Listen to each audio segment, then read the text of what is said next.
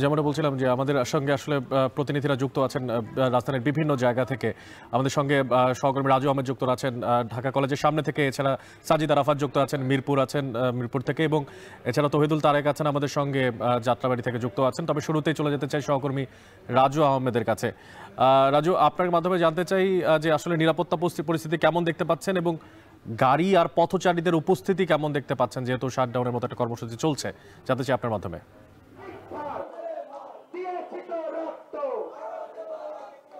অনেক সকাল থেকে জানাচ্ছিলাম যে আসলে যে পরিস্থিতিগুলো ছিল, সকাল থেকে যানবাহনের আধিক্য রাজপথে বেশি, সকাল থেকেই স্বাভাবিকের মতোই যানবাহন চলাচল করেছে।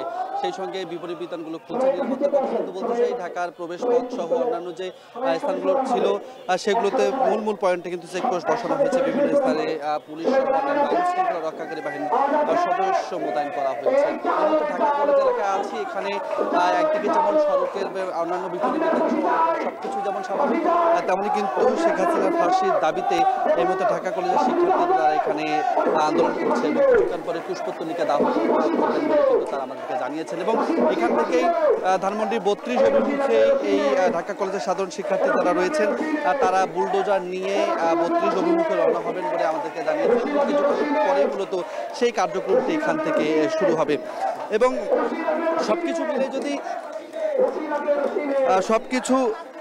সবকিছু মিলেই যদি জানাই যে এখন পর্যন্ত এখানে যে পরিস্থিতি বিরাজ করছে, চারিদিকের অবস্থা একদমই স্বাভাবিক।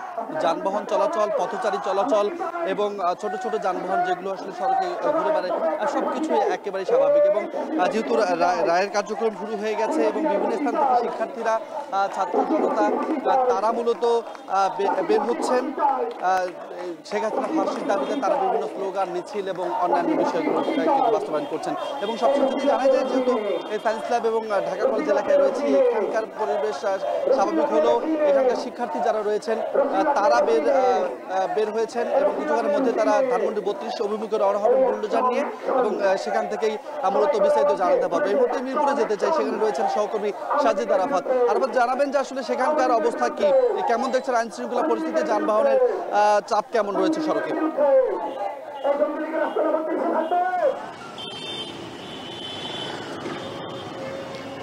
রাজু, আমরা রয়েছি মিরপুরের ইসিবি চত্বরে এই মুহূর্তে। এর আগে কিন্তু মিরপুর 1 নম্বরে ছিলাম, সেখান থেকে এইখানে আসলাম। এখানে এসে যেটি দেখতে পাচ্ছি যে যান চলাচল একেবারে স্বাভাবিক আমরা দেখতে পাচ্ছি। তবে গণপরিবহনের চলাচল আছে, ব্যক্তিগত গাড়িগুলো কিছুটা কম দেখলেও আমরা দেখতে পাচ্ছি যে মানুষের যে চলাচল স্বাভাবিক সেটি কিন্তু রয়েছে। অনেকেই কিন্তু তাদের নিত্যদিনের যে কাজকর্ম করার জন্য বের হন, সেই কাজকর্ম করতে কিন্তু বের হয়েছেন। এবং তবে গণপরিবহনগুলোতে মানুষ আমরা একটু কম দেখছি, যাত্রী কম দেখছি। বেশিরভাগ মানুষই আসলে একটু অটোরিকশায় চলাচল করছেন, আমরা এই চিত্র কিন্তু দেখছি। এবং নিরাপত্তা ব্যবস্থার কথা যদি বলতে চাই, যে এখানে ভ্রাম্যমাণ টহল টিম আমরা দেখেছি, পুলিশের কিছু ভ্রাম্যমাণ গাড়ি কিন্তু বিভিন্ন পয়েন্টে ঘোরাঘুরি করছে এবং আমরা একটি সেনাবাহিনীর গাড়ি এখানে দেখতে পাচ্ছি। সেনা সদস্যরা এখানে টহলে রয়েছেন, তারা নিরাপত্তা ব্যবস্থা জোরদার করার জন্য কিন্তু এই মিরপুর এলাকার ইসিবি চত্বরে কিন্তু তাদেরকে এই মুহূর্তে আমরা দেখতে পাচ্ছি এখানে। এবং বিভিন্ন সময় কিন্তু তারা বিভিন্ন রাস্তা প্রদক্ষিণ করছেন নিরাপত্তা ব্যবস্থা ঠিক রাখার জন্য। এবং এখন পর্যন্ত আমরা কোনো ধরনের অপ্রীতিকর ঘটনা, কোনো ধরনের ককটেল বিস্ফোরণ কিংবা গাড়িতে আগুন দেওয়ার যে ঘটনাগুলো গতকাল রাতেও কিন্তু বিভিন্ন জায়গায় ঘটেছে রাজধানীর, সেই বিষয়গুলো কিন্তু আমরা এখন পর্যন্ত সকাল থেকে কোথাও দেখিনি।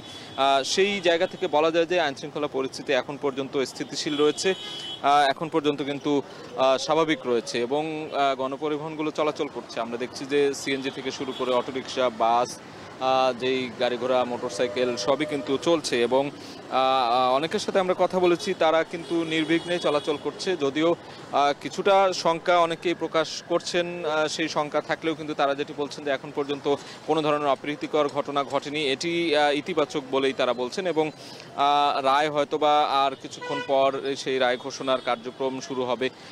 সেই রায় ঘোষণার পরেই কী ধরনের পরিস্থিতি হয় সেটি আসলে সময় সাপেক্ষ ব্যাপার অনেকেই বলছেন।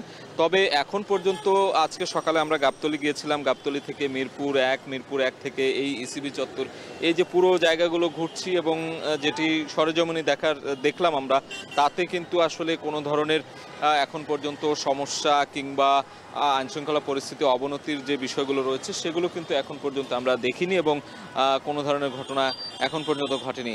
গতকাল রাতেও আমরা দেখেছিলাম যে পরিবেশ উপদেষ্টার বাসভবনের সামনে কিন্তু ককটেল বিস্ফোরণ হয়েছে, বাংলা মোটরে, কারওয়ান বাজারে সহ বিভিন্ন গুরুত্বপূর্ণ পয়েন্টে কিন্তু অপ্রীতিকর ঘটনা ঘটানোর যে অপচেষ্টাগুলো সেগুলো কিন্তু হয়েছে।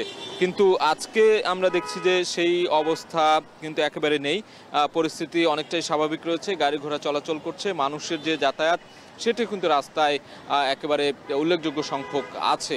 আমরা এই মুহূর্তে রাজধানীর যে মিরপুরের ইসিবি চত্বরের সবশেষ খবর জানাচ্ছিলাম। এই পর্যায়ে আমরা আরেক সহকর্মী রয়েছে আমাদের, মাতুয়াইলে রয়েছে আমাদের সহকর্মী তৌহিদুল তারেকের কাছে জানতে চাই যে সেখানকার আসলে কি অবস্থা দেখছেন, নিরাপত্তা ব্যবস্থা কিংবা সড়কের যান চলাচল পরিস্থিতির খবর জানাবেন।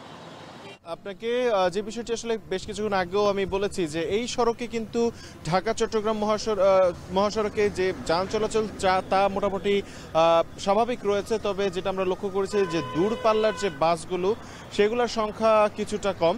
তবে যে সচরাচর যে গণপরিবহনগুলো ঢাকা থেকে বিশেষ করে যাত্রাবাড়ি থেকে চিটাগাং রোড কিংবা এই সাইনবোর্ড এবং মৌচাক এই রুটগুলোতে যারা যাতায়াত করেন তারা কিন্তু খুব স্বাভাবিকভাবে যাতায়াত করছেন। এবং আপনারা কিন্তু দেখতে পাচ্ছেন যে মাতোয়াইলের এই পয়েন্টে কিন্তু আইনশৃঙ্খলা রক্ষাকারী বাহিনীর একটা নজরদারি রয়েছে, তারা এখানে একটি চেকপোস্ট পরিচালনা করছেন। আমরা জানতে পেরেছি যে আজকে ভোর 5টা থেকে তারা এখানে অবস্থান করছেন, যে কোনো অনাকাঙ্ক্ষিত ঘটনা এবং নাশকতা ঠেকাতে তারা তৎপর রয়েছেন বলে কিন্তু তারা আমাদেরকে জানিয়েছেন। এবং এই পয়েন্টটি থেকে আইনশৃঙ্খলা রক্ষাকারী বাহিনীর বেশ কয়েকটি টিমই কিন্তু এখানে অবস্থান করছে এবং তারা আমাদেরকে অবহিত করেছে যে সকালবেলা থেকেই এখানে গণপরিবহন এবং অন্যান্য যে যান চলাচল তা স্বাভাবিক থাকলেও দূরপাল্লার যে বাসগুলো রয়েছে সেটা কিছুটা অন্যদিনের তুলনায় কম ছেড়েছে। এবং আসলে পরবর্তী পরিস্থিতি কি হয় সে ব্যাপারে তারা বলছেন যে রায়ের পরে আসলে রিয়েকশন কোনো কিছু আসবে কিনা বা কোনো ধরনের প্রতিক্রিয়া দেখাবে কিনা সে বিষয়ে নির্ভর করছে। তবে তারা এই বিষয় নিয়ে তৎপর রয়েছেন, সতর্ক অবস্থানে রয়েছেন, যে কোনো পরিস্থিতি মোকাবেলায় তারা প্রস্তুত রয়েছেন বলে কিন্তু আমাদেরকে জানিয়েছেন। আরেকটি বিষয় যদি একটু উল্লেখ করি যে মানুষের চলাচল, পথচারীদের যে চলাচল সেই বিষয়টি, যে এখানে দৈনন্দিন কাজের জন্য মানুষ ঠিকই বেরোচ্ছে, তবে শেখ হাসিনার রায়কে কেন্দ্র করে নিষিদ্ধ দল সংগঠন আওয়ামী লীগের যে কর্মসূচি ছিল শাটডাউন কর্মসূচি 2 দিনের, সেই শাটডাউন কর্মসূচি নিয়ে কিন্তু মানুষের মধ্যে কিছুটা আশঙ্কা থাকলেও তারা কিন্তু আসলে তাদের নিজেদের যে রুজি তা যে কাজ, সে কাজের জন্য কিন্তু তাদেরকে বের হতে হয়েছে এবং বের হওয়ার পর তারা যে পরিবেশ দেখছে তারা কিন্তু সেই পরিবেশে সন্তুষ্ট, নিরাপত্তা ব্যবস্থা নিয়েও কিন্তু তারা সন্তোষ প্রকাশ করেছেন। এই ছিল আমার কাছে সবশেষ। রাজধানীর বিভিন্ন জায়গা থেকে আইনশৃঙ্খলা রক্ষাকারী বাহিনীর যে সবশেষ পরিস্থিতি বা সেই সমস্ত বিষয়গুলো জানাচ্ছিলেন, নিরাপত্তা পরিস্থিতির বিষয়গুলো জানাচ্ছিলেন সহকর্মীরা। দর্শক, এখন